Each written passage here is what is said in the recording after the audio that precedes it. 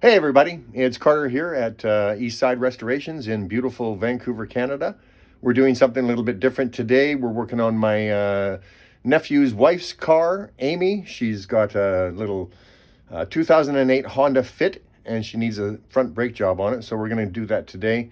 And I thought I'd go over it and because it's pretty much the same as any brake system that's out there. If it's a hydraulic system, whether it's on a motorcycle or a car, is pretty much the same. So we're going to start here by looking at the rotor and the pad that was the offending thing on this little Honda Fit. So if you have a look right here,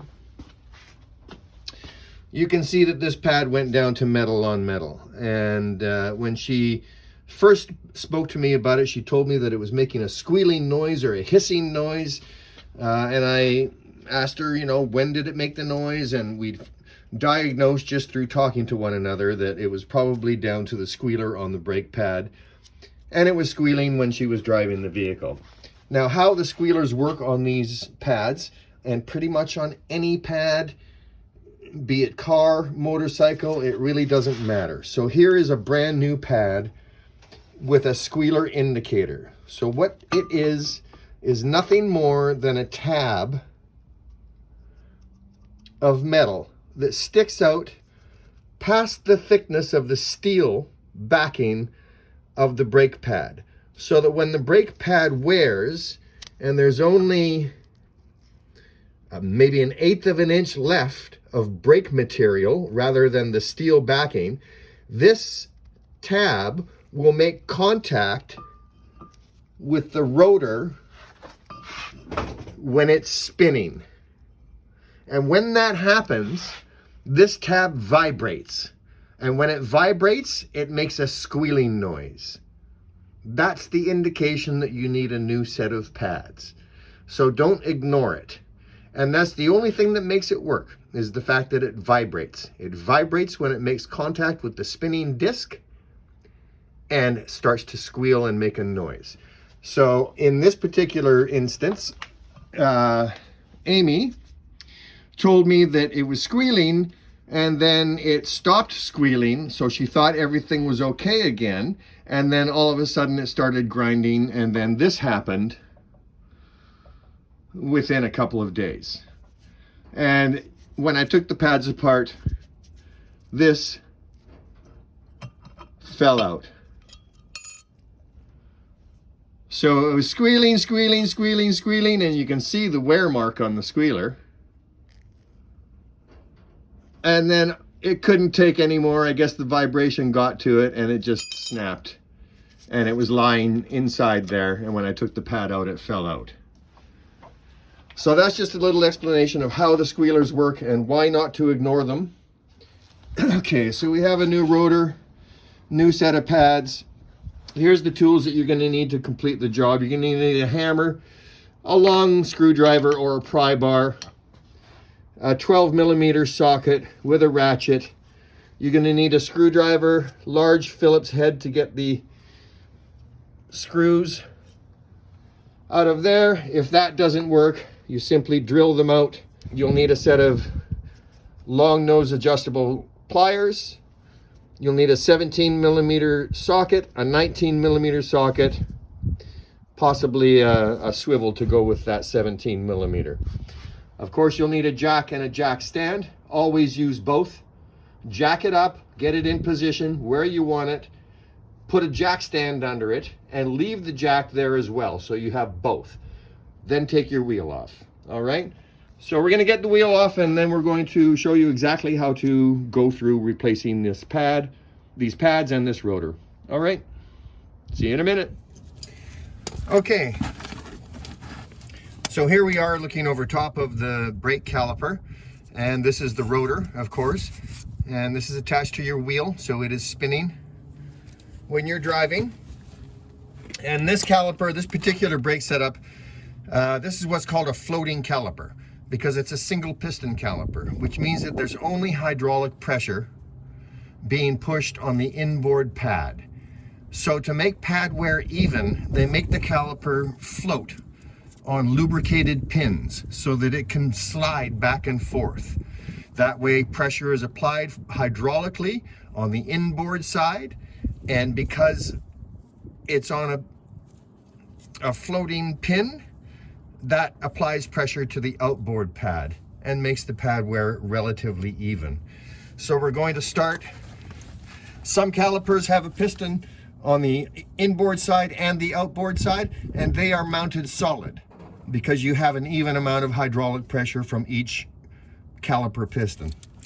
So we're going to start with our 12 millimeter socket and ratchet, and we're going to take off the 2 bolts that hold the caliper to the caliper carrier.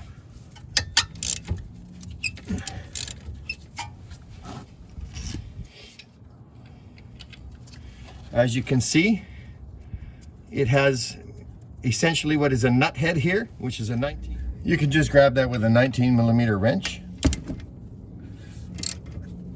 and then take your nut off the rest of the way.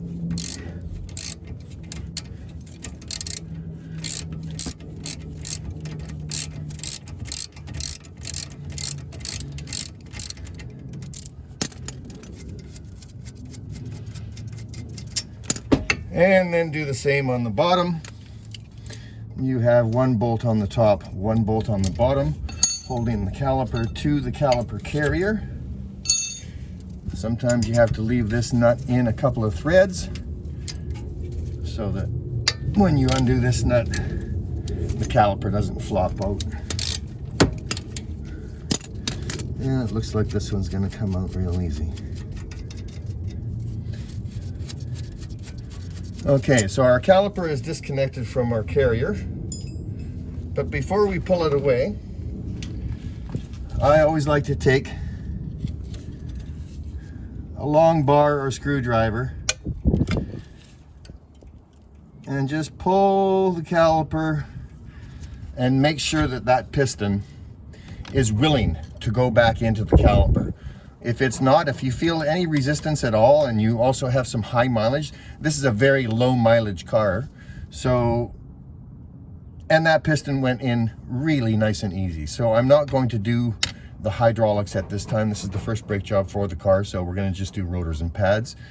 But I always do that first to make sure that that piston is going to go back into the caliper without any hassles. So once you've got it off, you can just take it off, put it off to the side, but make sure that its weight is supported so that you don't put stress on the brake hose. It's rubber. Okay, once we have that off, then we have the brake pads exposed, and you just have to put a screwdriver between the brake pad and the rotor, and they pop right out. And as you can see, completely worn out.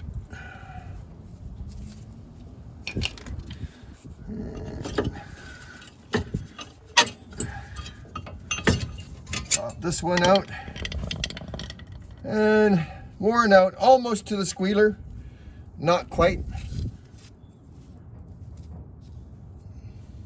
So this side was a lot better than the other side.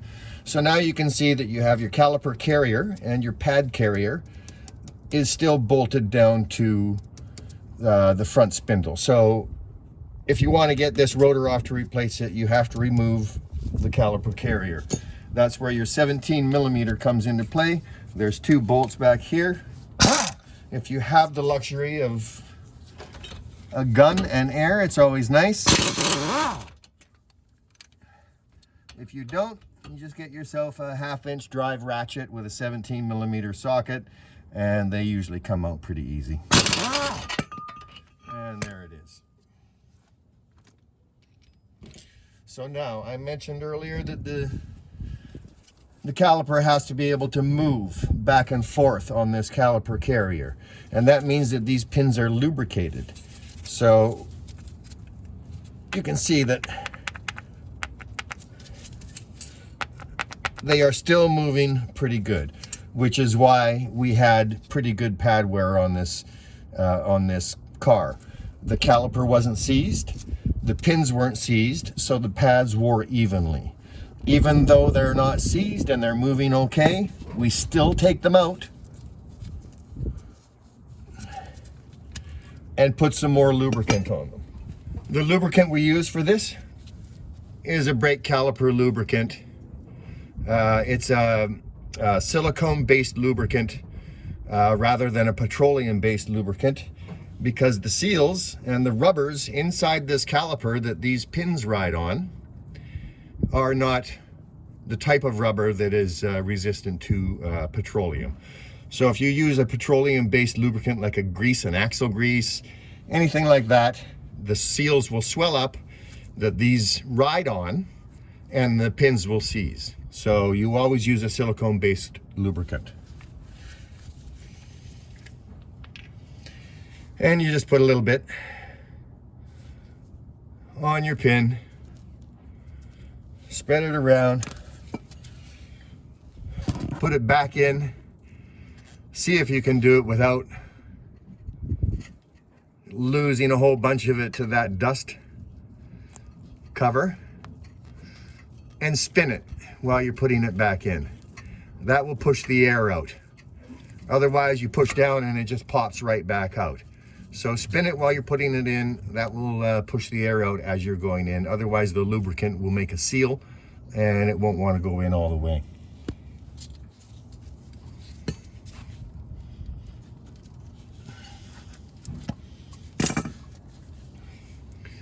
Do the same thing on this side.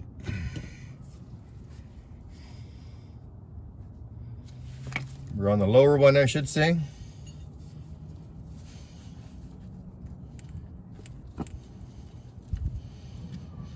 Okay, our pins are lubricated. Now the next thing are these anti-rattle clips. These clips are there so that the pad doesn't sit in the pad carrier and rattle and make a noise, leaving the driver thinking that there's something wrong.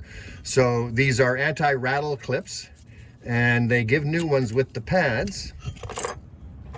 And also,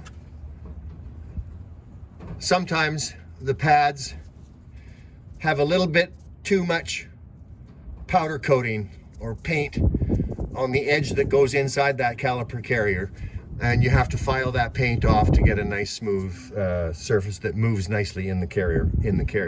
The point is, you want the pad to be able to move in the pad carrier. You don't want it to be forced in so that it's hard to get in. Otherwise, when the caliper tightens it down onto the disc and then the caliper loosens after you take your foot off the brake, the pad will still be applying pressure to the disc and it will prematurely wear out. So always make sure that the pad is able to move in the carrier as much as it needs to, but not rattle. I hope that's clear. So we're gonna do that, and then we're gonna come back and replace this rotor and the pads, and we'll be ready to test drive this car. Okay, we're back, and we've replaced the old anti-rattle clips with the new ones that come with the pads. And you always have to lubricate these as well, because the pad ear, the ear of the pad sits right in there, and if you don't, then the two of them can rust together and the pad can seize up in the pad carrier because there's no lubrication in there preventing rust and contamination. So in this case, you don't have to worry about silicone lubricant. You can use a petroleum-based lubricant. I like to use Never Seize, the copper or the silver, simply because it seems to last longer in the elements than other types of lubricant. So you can see I've got them nicely lubricated.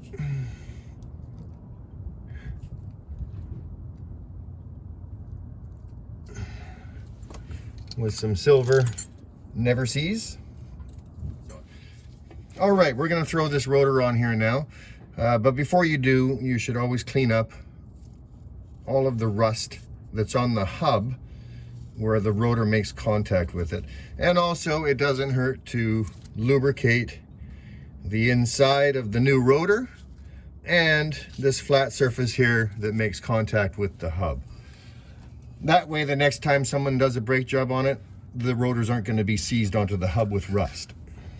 So we slide that new rotor on. Take our caliper carrier with our 17mm bolt.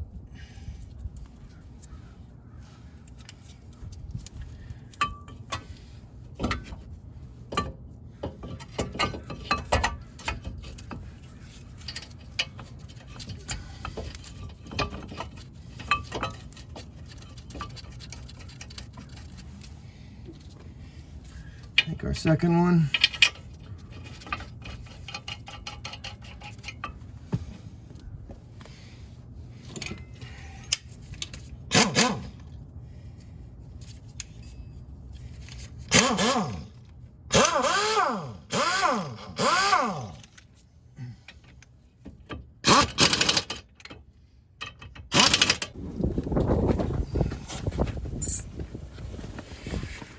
Okay, so once you've got the pad carrier and caliper carrier bolted down and properly torqued, you can take your inboard pad, which is the pad on this particular model that has the indicator, and it can go on the inboard side.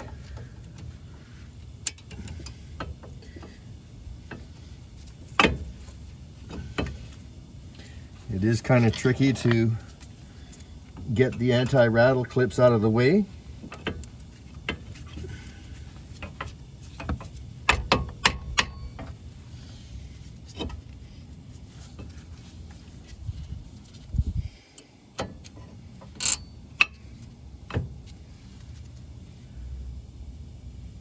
And once you've got the pads in place, you take your caliper. Make sure that your hose is not twisted when this caliper goes back on. It should be relaxed with no twists in it whatsoever. And at this point, if you didn't push your piston back all the way when you were testing it earlier, you just take your long nose adjustable pliers and you can push it back the rest of the way. And this also is a good indicator of just what kind of condition this caliper is in. If I can easily push this back in with a pair of pliers and one hand,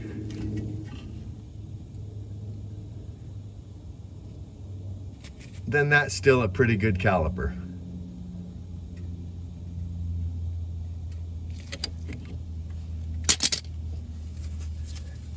Make sure your hose isn't twisted. And put your caliper back in place.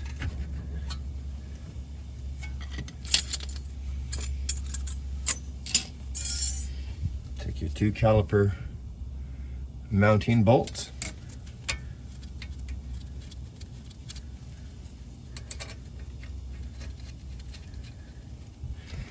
Take your 12mm socket, ratchet,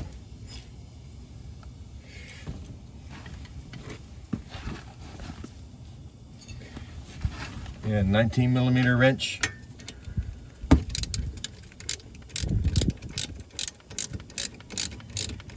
And tighten the caliper back down onto the caliper carrier.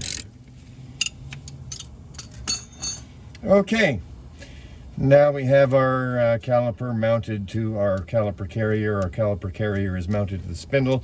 We have a new rotor in place, and we have lubricated it where it makes contact with the hub.